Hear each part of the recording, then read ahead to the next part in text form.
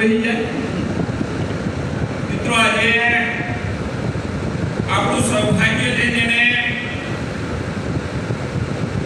ગુજરાતના તત્કાલીન મુખ્યમંત્રી આજે દેશના વડાપ્રધાન શ્રીમાન નરેન્દ્રભાઈ મોદીએ જ્યારે ગુજરાતના મુખ્યમંત્રી હતા ત્યારે 2009-10 ની ગરીબ કલ્યાણ મેળાની શરૂઆત પૂરા ભારત વર્ષમાં માત્ર એક ગુજરાત એવું રાજ્ય હતું જે ગુજરાતની અંદર ગરીબ કલ્યાણ મેળાની શરૂઆત કરીને ગરીબોને